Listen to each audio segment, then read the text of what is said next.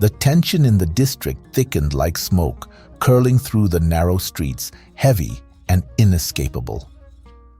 What had begun as whispered rumors had now become an unmistakable storm.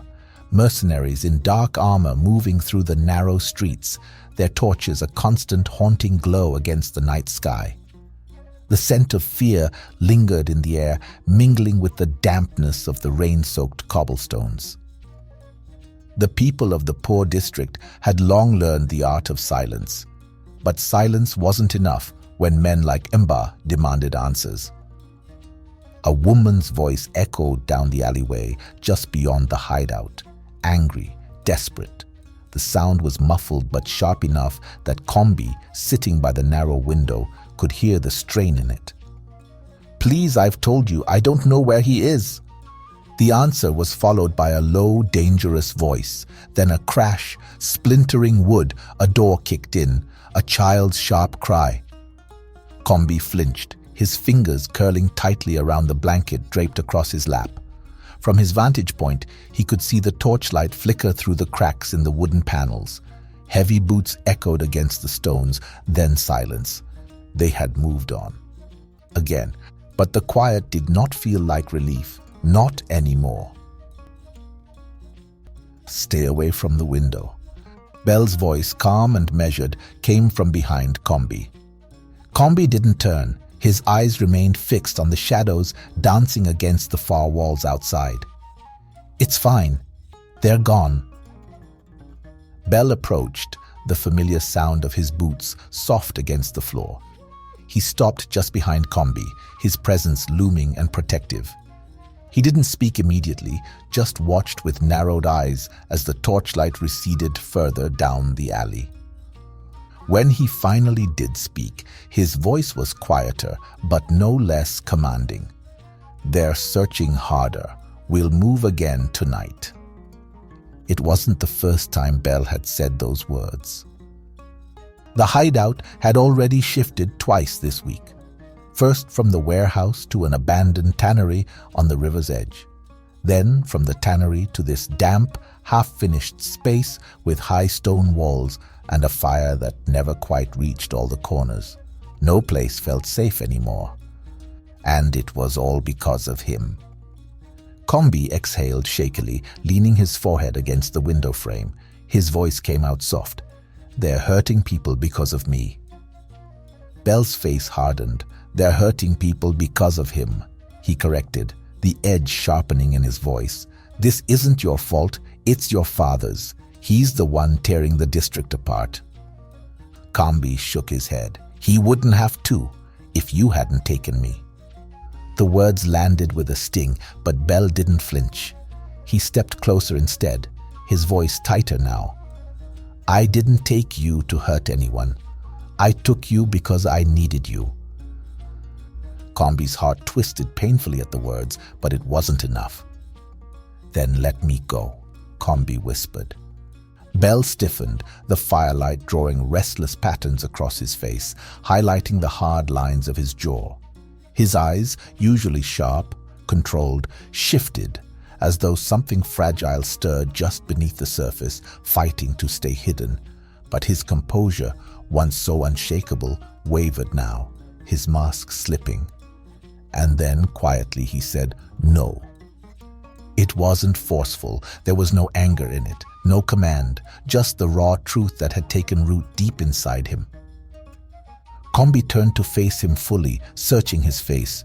His voice dropped to a whisper. "Belle, look around you. They're suffering.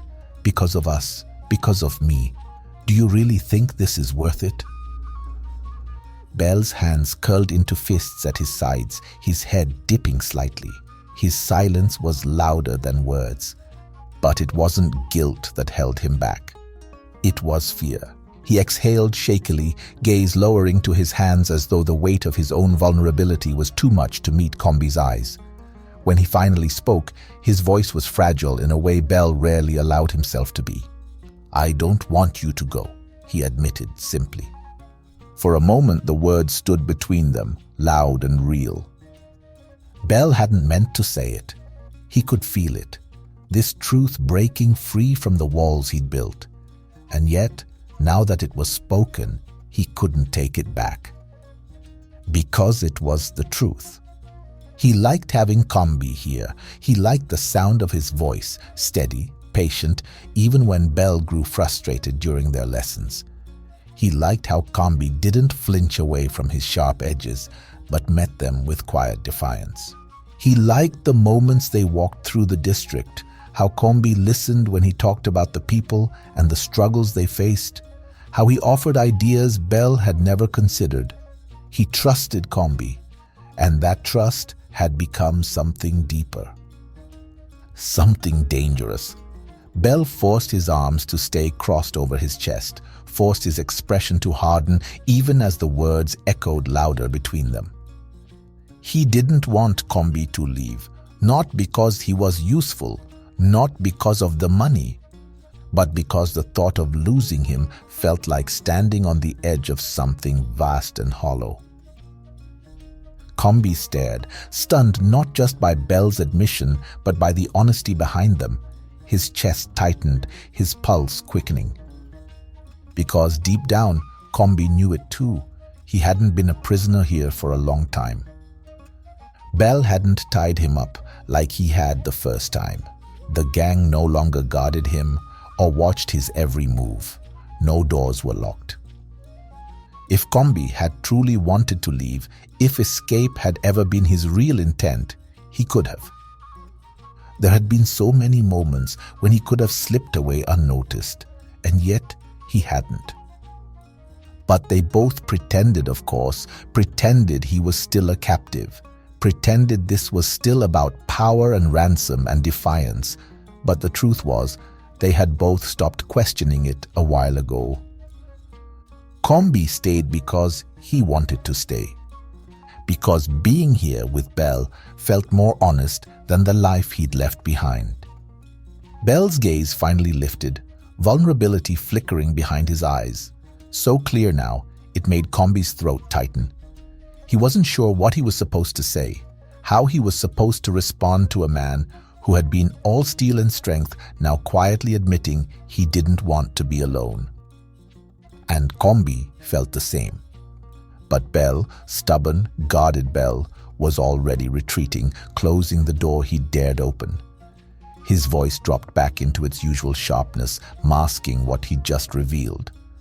"You're staying," he added, voice rough but weaker now, as though even he knew how thin the armor had become. "That's final." But the words didn't carry the same weight they had before. Not anymore.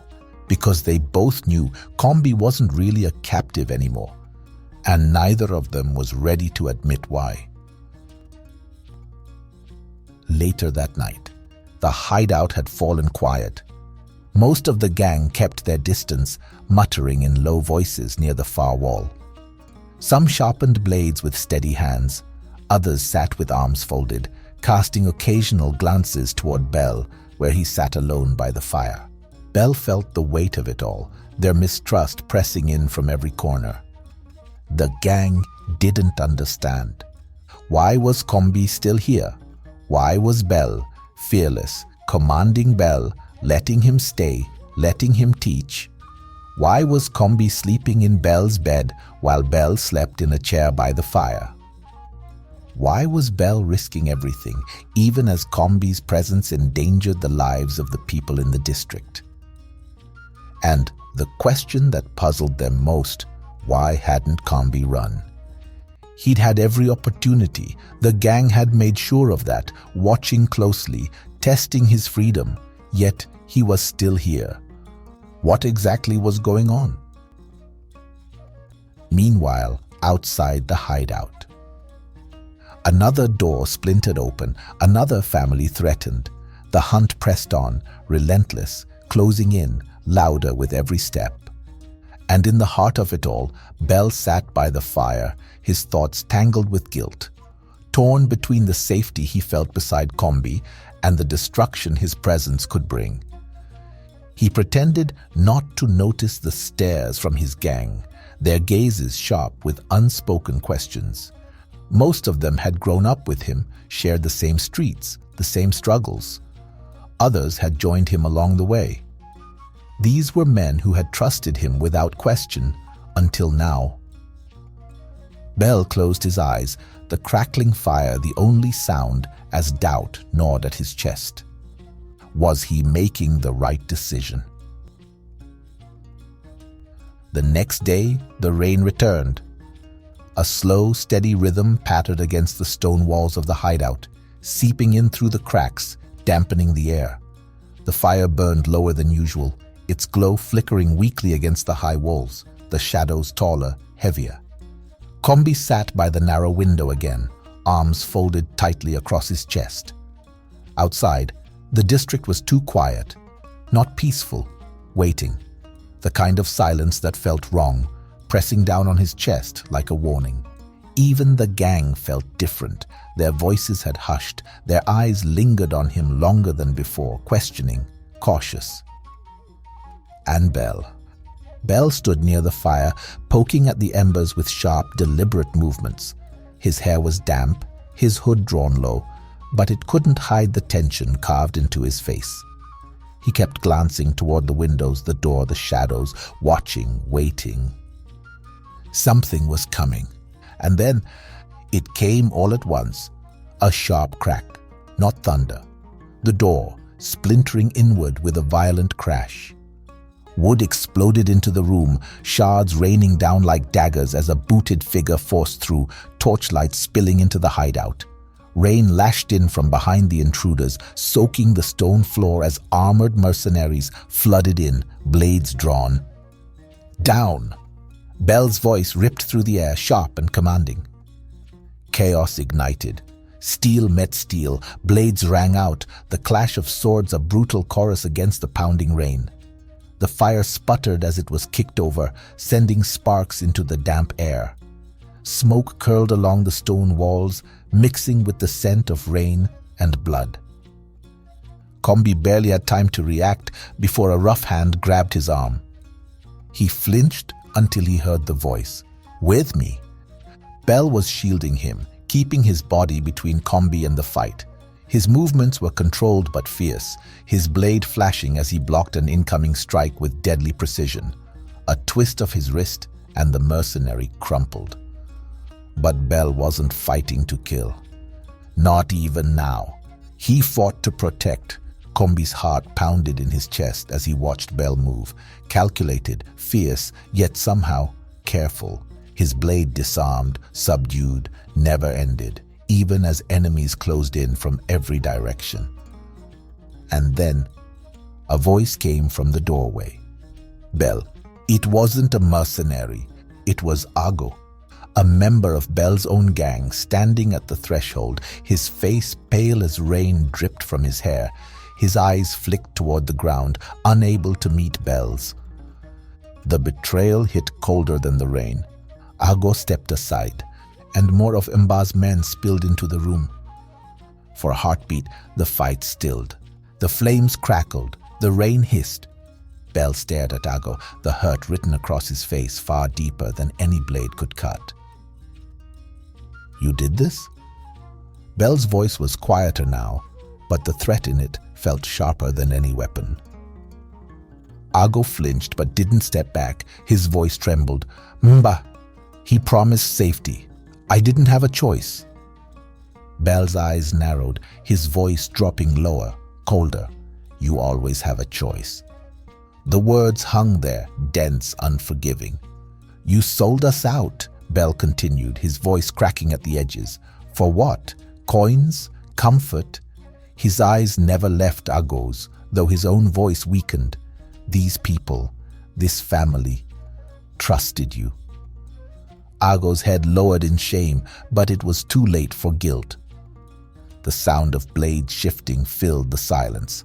Mba's soldiers were advancing again. Belle moved first. "Everyone out, now!" Belle shouted, and the command snapped the gang into motion. Belle grabbed Kombi's wrist again, his grip firm but not rough, guiding him toward the side door as the gang, bruised but still loyal, fought their way out, covering their retreat. The rain hit them like a wall when they burst into the narrow alley outside. Cold, ruthless. The streets were a blur of shadows and torchlight, the storm concealing their movements as they stumbled through the maze of stone. Kombi's chest heaved, his breath curling in the rain-soaked air. Fear twisted deep inside him, sharp, relentless, impossible to shake. All this chaos was because of him, Kombi thought.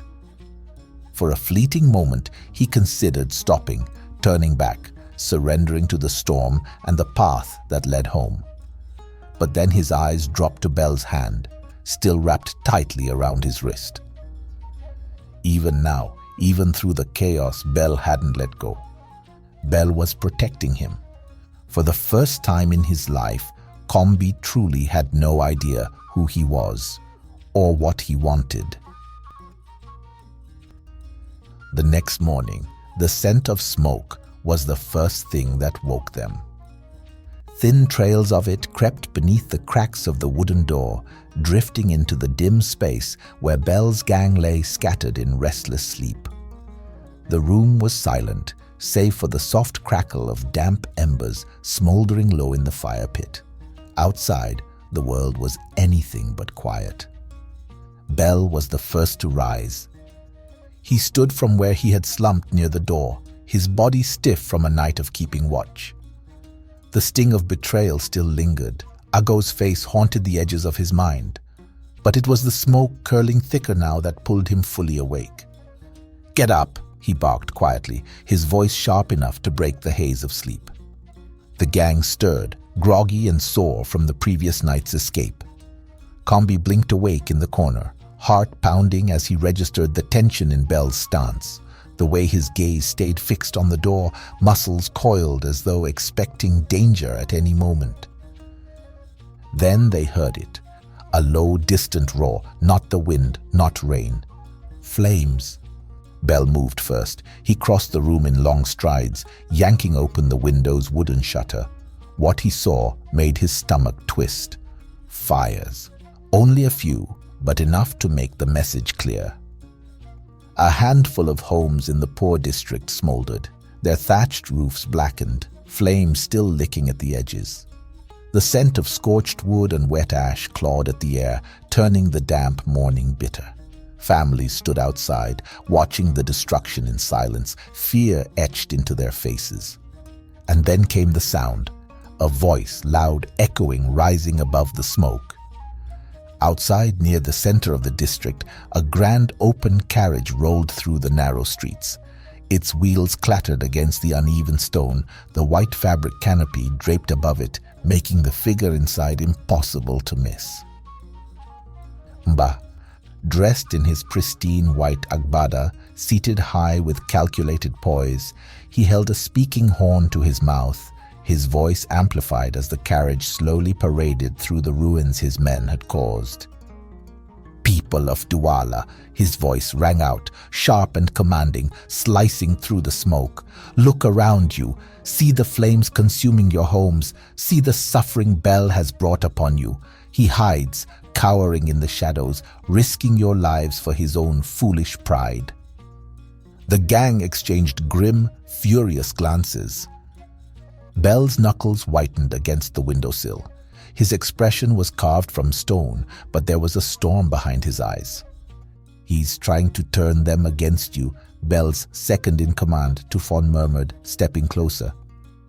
Kombi felt the weight of it too. The words were poison, dangerous, clever. Yet despite the destruction, the people of the district didn't break. They stood in doorways, silent, defiant, watching their homes burn but refusing to give Belle up. And still, Mumba continued, "Bring me my son, bring me Kombi, and this ends. He is being held against his will by the criminal you foolishly protect. Return him to me, and no more homes will burn." Belle turned away from the window, jaw tight. "I have to stop this." "Belle, wait," Kombi started, but Belle was already moving. His voice was calm, but the set of his shoulders betrayed the fire building beneath his skin. "I won't let them suffer for this. This is my fight, not theirs." Kombi's heart pounded as he watched Belle stride toward the door, his outfit fluttering like a shadow behind him. Panic clawed its way into Kombi's chest. He had seen Belle face danger before, but this felt different. This was reckless. This was Kombi. A voice came from behind Kombi, and he turned startled to find Tufon addressing him. "Don't let him do this. Mumba won't stop," Tufon said. Kombi blinked, startled, not at the words but at who had spoken them. Tufon had never acknowledged Kombi before, not once. From the moment Kombi had begun living among the gang, Tufon's disdain had been unmistakable. He never spoke to Kombi, never looked at him, as though Kombi's very presence was an insult. And yet, here he was, addressing him directly, voice low, controlled, almost urgent. And there was something else in his expression, an unspoken plea, as if he believed Kombi was the only one who could get through to Belle in this moment.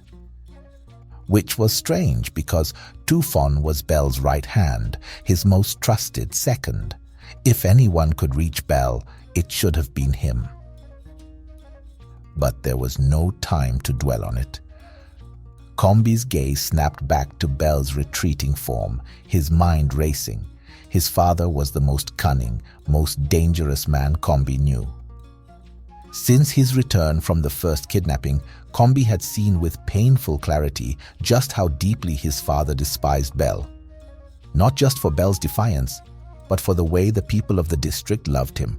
That love threatened the delicate balance of power across the kingdom, unsettling the quiet grip his father and his allies had long maintained. For years, there had been whispers in the halls of power, rumors, cautious speculation about Belle's rising influence. But lately, the tension had shifted. Belle's defiant actions had dragged those whispers into the open. Kombi had overheard the conversations himself, carefully worded discussions behind closed doors, subtle but unmistakable. The Belle situation needs to be handled. But no one had dared act, not yet. And now Kombi realized with a jolt, his father was seizing this moment, using the unrest as a weapon, dismantling Belle from the inside out. And from what Kombi was seeing, it was working. First, it was the betrayal within the gang. Now the silent fear outside, creeping closer. How long before even the people turned on Belle? This was one of his father's traps. And Belle was walking straight into it, straight into his father's hands. Kombi couldn't let that happen. Without thinking, he bolted after Belle. The heat hit like a wall when Kombi stepped outside. The fire's glow reflected in the puddles left from the rain, smoke stinging Kombi's eyes as he stumbled into the open. Belle was already there, standing tall in the heart of the ruin, his figure stark against the haze. The crowd stirred when they saw him. Mumba's voice faltered, his words dying mid-sentence as his gaze locked onto Belle's approaching form. Slowly, deliberately, Mumba stepped down from his vehicle, closing the distance. Their eyes met, two forces colliding, the pressure of unvoiced challenges thick between them. The crowd hushed, drawing closer, the tension pressing like a held breath. Mumba's gaze was sharp, calculating. Belle's, darker, unflinching, neither moved, neither blinked. The air felt stretched to its breaking point, waiting, daring. Belle's lips parted, but before he could speak, a voice rang out behind him, sharp and commanding, slicing clean through the tension like a blade against stone. Enough. Heads turned, the standoff shattered. It was Kombi. Belle's breath caught, his brows drawing together as he watched Kombi step forward, arms spread wide, shoulders squared despite the tremor in his stance.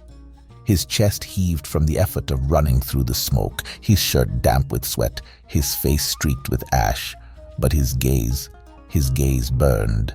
"Stop this," Kombi called, voice shaking yet loud enough to echo off the stone walls. He turned, not to Belle, but to Mumba. "Put an end to this, father. No more burning, no more threats." Mba's expression twisted in confusion, his lips parting to speak, but Kombi pressed on. "I'll go with you." His voice trembled, just slightly, but his words held. "I'll return home. Belle has agreed to let me go. Just leave the people of this district alone. Leave Belle alone." Silence blanketed the gathering. Even the flames seemed to quiet. Belle took a step closer to Kombi. Too close. "Kombi, no, what are you?" His voice cracked, hoarse with disbelief. "I didn't agree to—" "Belle." Kombi cut him off, voice softer now, quieter, meant for Belle alone. "Look around you, this fight. It's tearing everything apart. Please, let me stop it." For a heartbeat, their eyes locked. Belle's hand twitched at his side, as if he might reach for Kombi. But then Mba's voice, triumphant and sharp, shattered the fragile stillness. "There, you see, he was never yours to keep, Belle. My son returns where he belongs." But Kombi didn't move, didn't even glance at his father. He turned back to Belle instead, leaning in just enough for his voice to be heard by Belle alone, his lips barely parting. "I'll be back." A smirk touched the corner of his mouth, despite the ache in his eyes. "Tuesday next week, for our date. Wear something nice." Belle's breath caught. He couldn't speak, couldn't move. The ache in his chest, he didn't know what to call it. But as Kombi turned and walked toward the waiting carriage, toward Mba, everything inside Belle screamed to stop him. But he didn't, not this time. The flames burned low, and Belle, fierce, unyielding Belle, stood alone in the ash and smoke, watching Kombi disappear into the mist. Thank you for watching. Stay tuned for the next part, and don't forget to like, share, and comment.